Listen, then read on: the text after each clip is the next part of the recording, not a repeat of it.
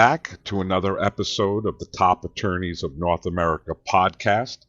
Today's guest is a powerhouse in federal criminal law, attorney Mervyn Mosbacker Jr., located in Houston, Texas. With a legal career spanning more than 4 decades, Mr. Mosbacker has tried over 150 felony jury trials and handled some of the most complex federal cases in the country, including white-collar crime, drug trafficking, public corruption, and RICO prosecutions. But what makes Mr. Mosbacker's perspective truly unique is that he has worked both sides of the courtroom. He served as the United States Attorney for the Southern District of Texas after being nominated by President Bill Clinton and confirmed by the U.S. Senate, overseeing more than 140 federal prosecutors, and has interacted with all federal law enforcement agencies, and most notably the DEA and the FBI.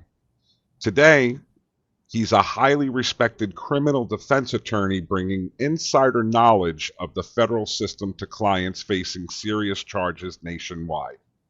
We're also diving deep into a topic that impacts nearly every federal case: the U.S. sentencing guidelines, how they work, how they're applied, and how experienced attorneys can navigate them strategically. Mervyn, welcome to the show. Thank you. You're very welcome, sir. It's an honor to have you. I always like to start my podcast and ask all of my attorneys, because I know you have an interesting background. You were born in Mexico, raised in Brownsville, Texas. Walk us through what originally inspired you to pursue a career in law. Well, I was going to pursue a career in medicine. I got my degree in biology from the University of Texas. But then as I filled out the application, I realized I enjoyed more courses that were non-science than I did the science courses. So I changed and decided I'd take the LSAT. I took the LSAT and the MCAT for medical school, and decided I wanted to go into law. And that's basically the decision that I made. Yes, sir. And after that, I applied to and was accepted University of Texas Law School. I graduated in 1980, and I went back to Brownsville as a law clerk for a federal judge, Filemon B. Vela, who's now deceased. But I knew him from my dad's background in the Democratic Party politics, and he supported Judge Vela. Judge Vela hired me as a law clerk for a period of 2 years. And then I was hired by the district attorney's office as a felony prosecutor in Brownsville, Texas. And I was a prosecutor there for 6 years and eventually rose to the level of first assistant district attorney, which basically supervises all the attorneys in the office. I applied to and was hired by the U.S. Attorney's Office for a slot in the Brownsville Division, and I served there for almost 10 years. And I was assistant U.S. attorney in charge of that office for the last 9 of those years. After that, I basically was, at the end of that term, I was nominated by President Bill Clinton to be the U.S. Attorney for the Southern District of Texas, with the Houston Division being the base camp, if you will. And so I supervised the entire office, support staff, obviously the attorneys. There was a civil division and a forfeiture division. By and large, most of the attorneys were in the criminal division as prosecutors in court. And I served in that capacity for 2 years. until 2001. And in 2001, I just decided to open a private practice as a criminal defense attorney. And I've been doing so ever since. Yes, sir. You said something that really caught my ear because I did do a lot of research before you and I hit the record button today. You mentioned your father, and I didn't see any information about your father. What role did he have politically? And obviously, he had a big impact on your career early on. Yes, my father is originally from Ohio, and he met my mother when they went to college. My mother was from Ciudad Victoria, Mexico, and her family grew up in the Friends Church there, the Quaker church. So my parents met in college, and my dad came down to Ciudad Victoria to get married, and they decided to uh, get a home in originally Harlingen, Texas, and then moved down to Brownsville, Texas, which is much more convenient to the border.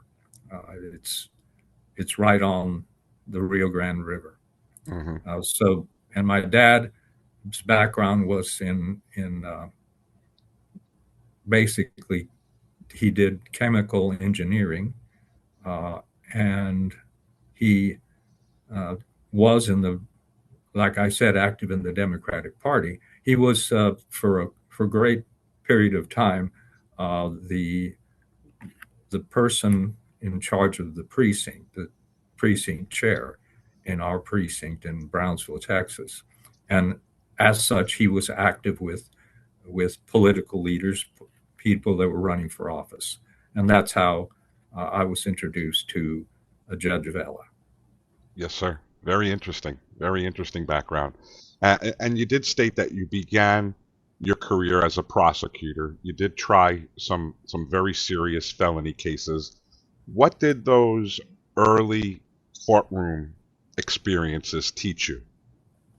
Well, I think when I was interviewed to be hired at the DA's office, the elected district attorney interviewed me along with his first assistant.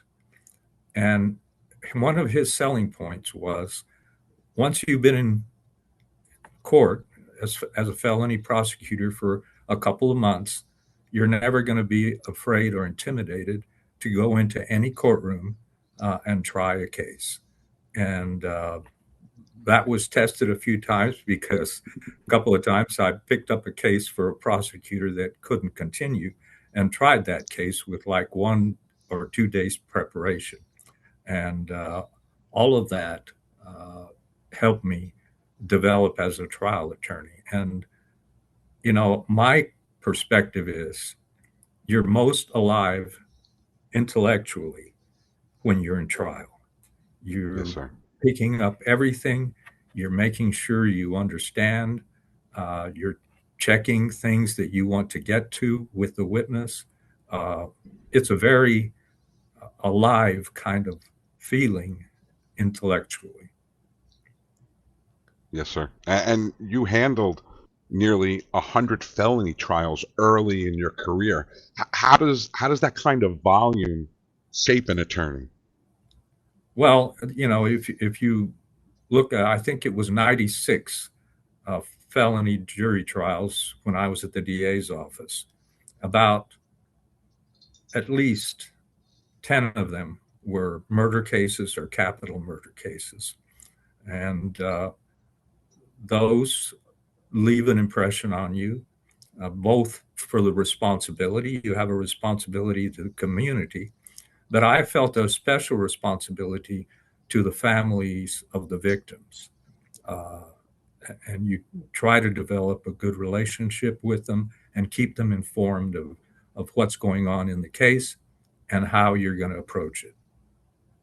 Yes, sir. Obviously, your career has run the gamut. What's something for our younger attorneys that do listen in? What's something that young attorneys misunderstand about trial work? Well, I don't know that they misunderstand once they get into trial work, but trial preparation is obviously uh, critically important, and you're spending 3 or 4 times the amount of time you're going to spend in trial prep, and that really serves you well in the courtroom. Yes, sir. And you did rise through the ranks to become U.S. Attorney, like I made in my intro, you said as well. What did that transition feel like? Well, I was in the U.S. Attorney's Office, so I was aware of the procedures and aware of many of the sections and attorneys in Houston and throughout the district. The district consists of a Houston division, a Galveston division that was unmanned at the time, a Victoria division also unmanned that was covered by the Corpus Christi office, uh, assistant U.S. attorneys, a Laredo division, a McAllen division, and a Brownsville division. So it's a really wide-ranging geographic area. Yes, sir. A lot of responsibility, supervising over 140 assistant U.S. attorneys. Right. What I really would like to ask, what kinds of cases defined your tenure as U.S. attorney? Well, there were tremendously big drug cases. The cartel, the Gulf cartel at the time, was in charge of the border area for our district, from McAllen up to Laredo, uh, and that cartel was very powerful in Mexico and in reaching out into the United States. And during my tenure, there were some prosecutions of cartel leaders, uh, both my tenure in Brownsville and as a U.S. attorney. So I guess those were the largest cases that were really important during my time in the U.S. Attorney's Office. Interesting. Sounds exciting. Get your blood going a little bit. Yes. And then you did switch sides. You spent years prosecuting. What motivated your transition into criminal defense? And I believe you said you started your firm in 2001. Yes, 2001. Uh, I opened my office uh, where I'm currently also the same office. I opened my office in 2002. Before that, I was working with other criminal defense attorneys, but was working out of my home. Understood. And what did motivate that transition? Well, I would have been tempted to stay at the U.S. Attorney's Office, but I was only offered uh, a position uh, in El Paso, Texas, and didn't want to move the family over there. So that's really what precipitated my transition to uh, being a criminal defense attorney, mostly in federal court. Yes, sir. And obviously, your career as a prosecutor, it does give you an edge in defending clients today. Do you approach cases differently than attorneys who've only done defense work? I think I have some more insight into the way the federal government works on the criminal prosecution side, the way the agencies are structured and how they work. Uh, how you can identify possible issues depending on the agency that will arise in your case.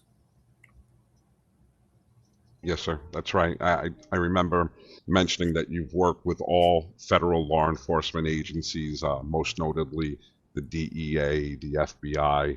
Um, what's the biggest misconception people have about criminal defense attorneys? Well, I'm not sure the biggest misconception. Uh, tend to think that the general public uh, thinks criminal defense attorneys uh, might skate on the edges a little, which I don't believe is the case. I mean, we're bound by the same rules the prosecutor's bound by, and judges are generally fair to both sides in federal court. You have differences in courts and judges. Some are tougher than others. Some are more exacting than others. But you come to respect the federal judiciary as a whole because these are persons that were at the top of their profession when they were named federal judges. So they have a vast amount of knowledge and experience, which serves them well. Yes, sir. Yes, sir. Um, you do have an edge, though, because you have in-depth knowledge of U.S. sentencing guidelines. And I know that from our pre-interview. For listeners who may not know, what are the U.S. sentencing guidelines and why do they matter? Well, the U.S. sentencing guidelines were basically created after the Sentencing Reform Act of 1987 passed Congress. And they set up a mechanism to appoint a commission that would basically decide what the guidelines would be in federal cases. And they structured the commission with persons that were part of the judiciary. There would be, I believe it's at least three members would be from the federal judiciary. You would have, of course, other persons that might be defense attorneys. And you would also have input from the U.S. Attorney's Office or Department of Justice, although that's through the Attorney General and his designee to the commission. But that designee would not have a voting privilege. Could give them insight and input, but would not have a voting privilege. And so the commission in 1989 sent the sentencing guidelines for approval to Congress. And the sentencing guidelines were structured so that you could go by the category of offense to determine where in the guidelines that would be, to look it up, and then look up the actual sentencing guideline for that offense. So it's a sort of complex operation to navigate the federal sentencing guidelines. But once you've done that for a while, you're pretty well aware of where the drug offenses are going to be, what kinds of penalties people are looking at, both statutorily, because many of the drug cases, depending on the amount, will have a mandatory minimum statutory level, the highest being 10 years in custody to life imprisonment. And some of them will have higher guidelines than that, higher mandatory minimums. Some of the sexual offenses against children, for example, can carry a minimum of 15 years imprisonment. And there's other examples that are even higher. So knowing your way around the sentencing guidelines is an asset for the client. So you can advise a client, which is the best way to go in this case. Yeah, I find that actually very interesting and amazing that the U.S. Sentencing Commission was formed in the late 80s, which, in retrospect is relatively new. How were sentences handed out prior? Was it, I don't mean to be funny, but was it just like if the judge was having a bad day, you would get, more time added? Hopefully not, but it could be.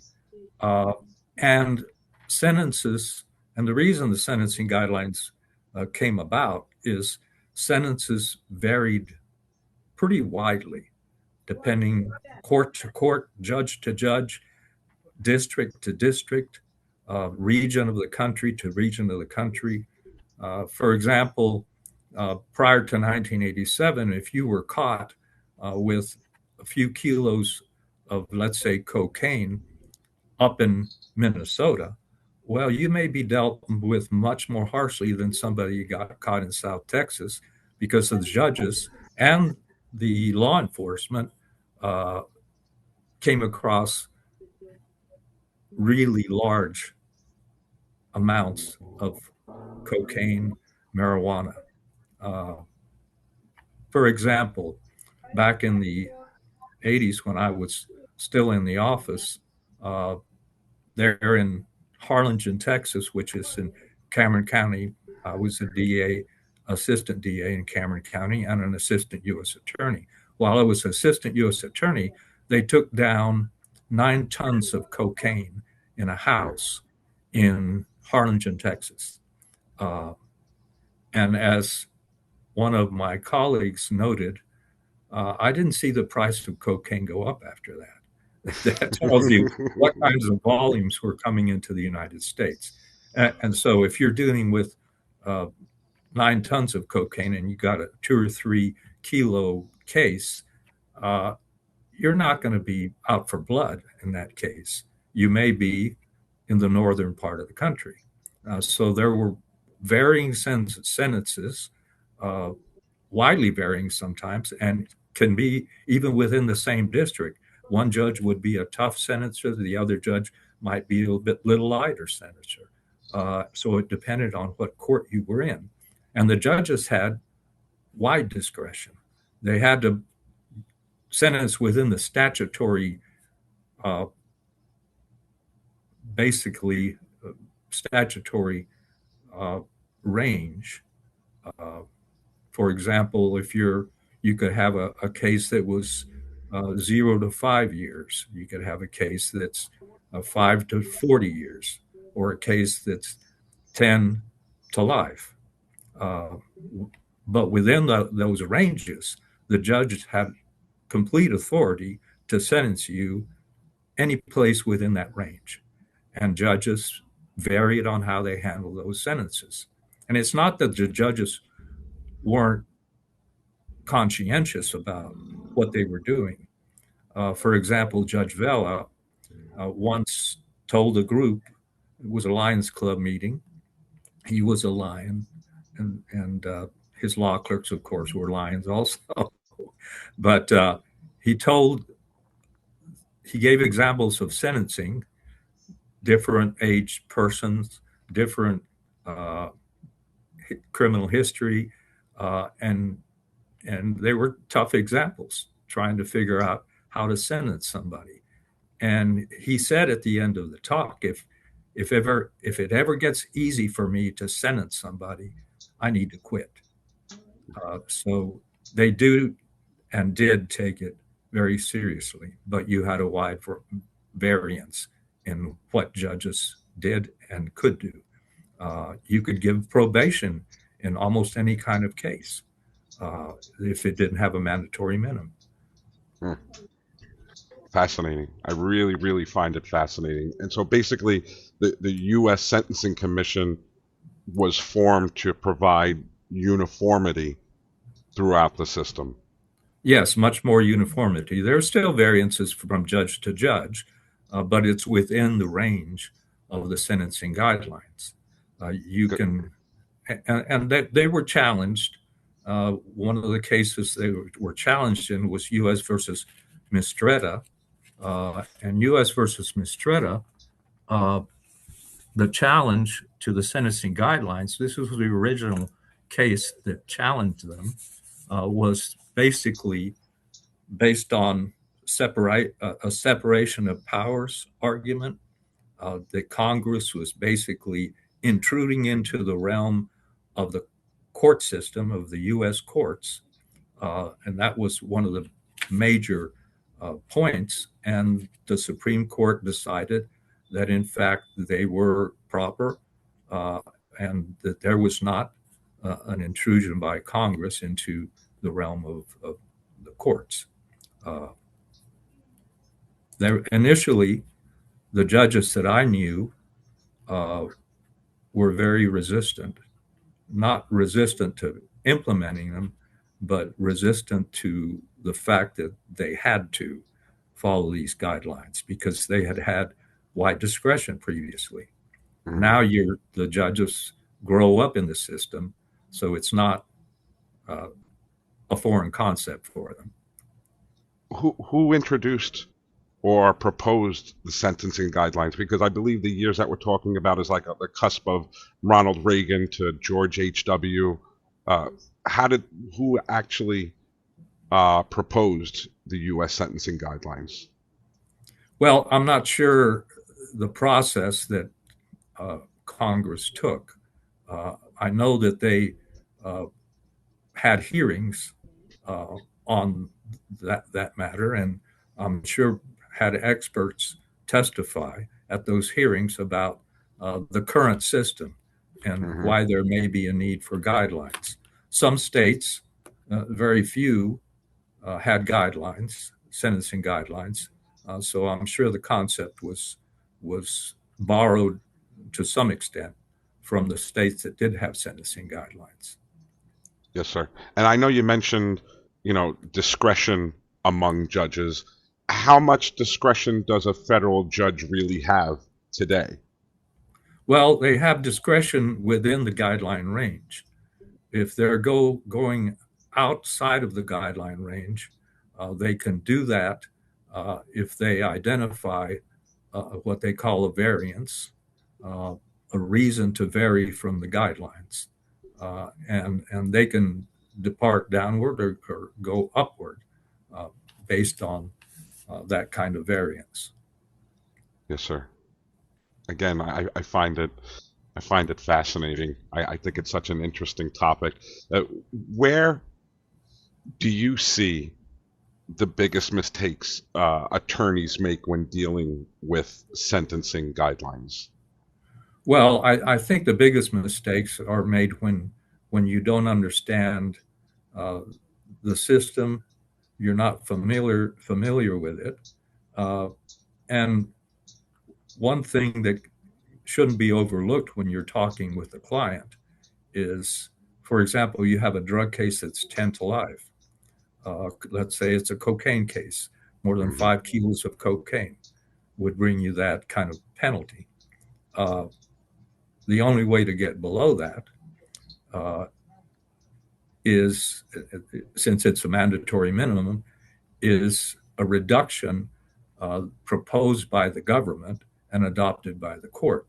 And that reduction, it usually occurs when the client or the accused cooperates with the government and produces something substantial in their eyes.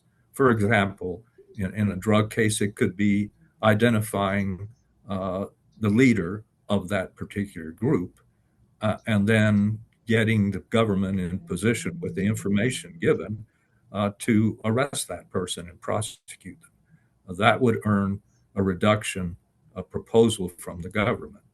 They would submit that. It's called the Section 5K 1.1 reduction that is authorized under the guidelines, and that you need to educate your client and inform them of that possibility, because that may be the only possibility to get a lower sentence.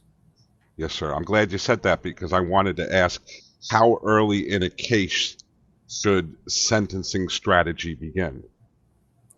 Well, once the discovery is complete and the attorney has an idea of what the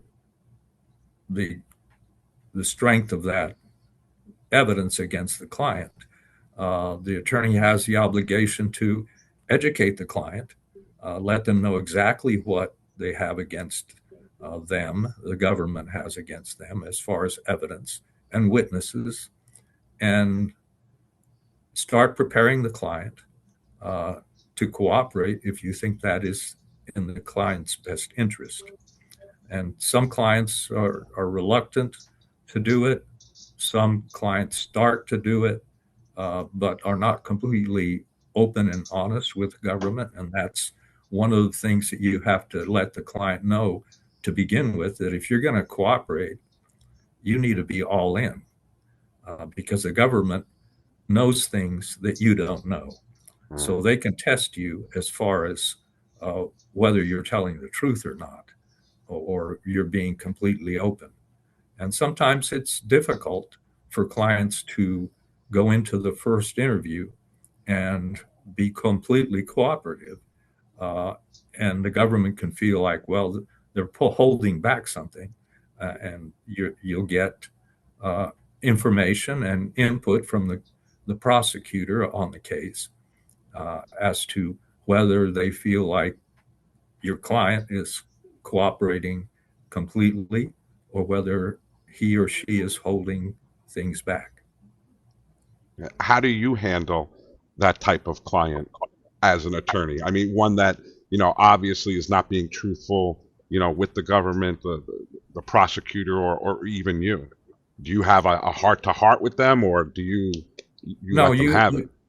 You do have a heart-to-heart with them, and you let them know. I had a colleague that had an interesting way of putting cooperating with the government.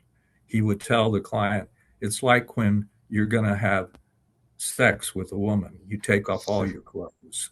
He said, the same thing with cooperating with the government. You got to take off all your clothes. You can't leave anything out.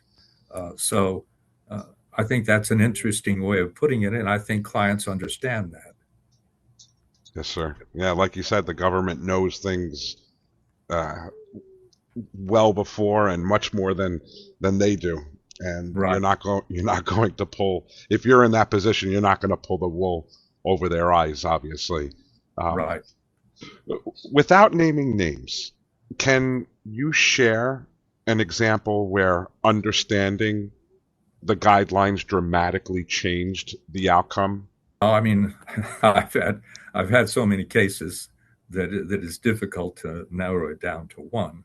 But I can talk about clients that initially were reluctant and were being interviewed, and one of those was I would say a cartel member that was a leader of a section of cartel, an area, and we went through the process of getting him ready for being interviewed. And naturally, the first time, it was not completely, he was not completely upfront and was holding some information back. But through the process of going over it again and again, and then having another 2 or 3 meetings with the government, eventually he understood it was to his benefit to tell them everything that he knew, which runs counter to how he operated in real life. Because as a person that's a cartel section leader, let's say, you're not being open with everybody. That doesn't benefit you. Yes, sir. I mean, it's obvious you're dealing with some bad hombres. Yes, although in my experience, let's say with the clients from Mexico that were in a cartel or cartel leaders, they are good men outside of that. I mean, some of them would support their community. Let's say the schools needed money, they would give them money. They were very good with their family, very family oriented men. So you can't look at a person and say, well, since he's involved in drugs, he's a bad person. That perspective sometimes may be correct, but in my experience, it usually isn't. Yes, sir. Have you ever come across a client that did make you nervous personally? No, I don't think a client that made me nervous personally, uh, but clients that you have to be more careful with. And having gone to Mexico to meet these clients who are usually incarcerated, uh, that process can be a little intimidating. Just the Mexican prison system is not what the U.S. prison system is like. In fact, I had a client that after 10, I think 11 years of fighting extradition, he had an excellent Mexican attorney. Uh, he was extradited to uh, Los Angeles. And we went to visit him, my investigator and I, at his facility where he was in jail there in Los Angeles. And he told us, you know, the prisoners here complain about the conditions and the food and everything. And I tell them, uh, compared to the prisons in Mexico, this is like being in Disneyland. And he's right. He's right. The conditions are much better in the United States for prisoners. Yes, sir. Is the U.S. sentencing guidelines are they in stone, or have they become No, more fair? Or they are not in stone. I mean, there's a process for basically amending the sentencing guidelines on a yearly basis, and okay, that those amendments uh, take force in November of each year, and Congress must approve those amendments. So they go through a process of identifying something that they think should change in the guidelines, and then proposing that change, uh, the proposing the change in the text, let's say, and Congress gets to review that and approve those changes. And generally, they are approved in Congress because uh, the rationale for changing something is made clear through this process. have they become more And there can fair be, or more rigid over time? well, for example, the guidelines, child sexual abuse cases, pornography, child pornography, those have gotten a lot tougher uh, Yeah, over the years, yeah. and currently they're as tough as they have been. Uh, and I think some of that is the feeling in Congress and among uh, the government that if you're a child porn, let's say distributor or even uh, a, just have it, you just possess it, but you don't distribute it. Uh, their assumption, I think, is that you're likely to engage in sex with a child. Yeah. That hasn't been my experience by and large, defending people that in child pornography cases. Uh, I defended uh, one of two brothers that were charged in a child pornography case. Both brothers lived with their mother, they're in their 40s, uh, in an apartment. They had separate computers, and their mother had another one.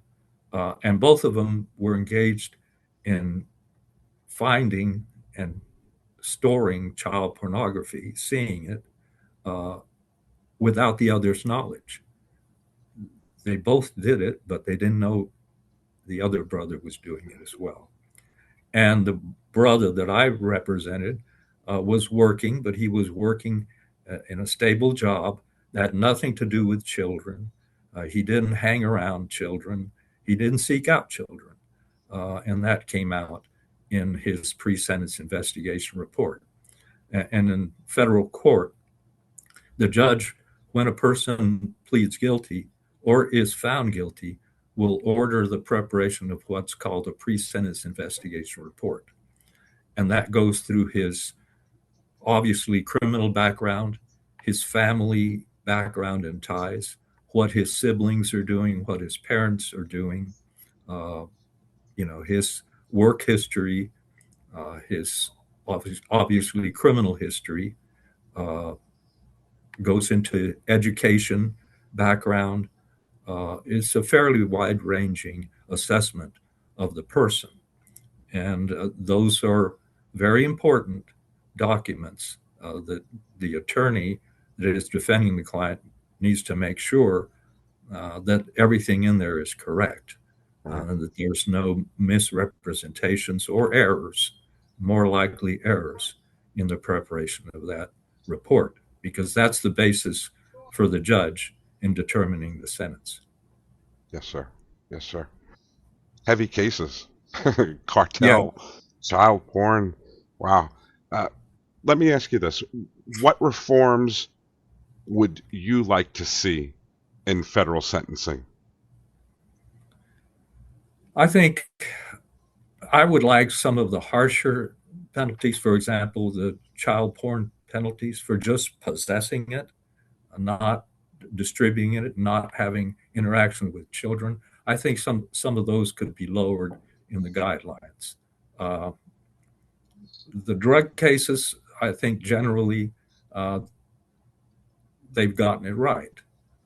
You have to have a substantial amount of drugs before you're subjected to mandatory minimum, and that's I think that's correct. And there are ways, like I said, to get below that mandatory minimum, mainly with cooperating with the government. Yes, sir. And to go back to something you said in the beginning of the conversation, where I asked you about what younger attorneys might, what misconceptions they might have about, being a criminal law attorney, and you said trial preparation, super important. You Right. spend a ton of time. How do you prepare mentally for high stakes federal cases?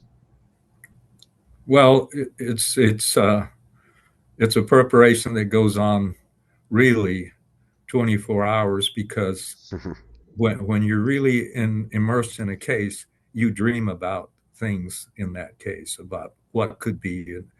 You actually have, let's say, a dream where you're working something out in that case, and sometimes those are very uh, useful. That's crazy that you dream about it. You're obviously, you're living it. What do you do to unwind? I mean, you can't be on go 24/7.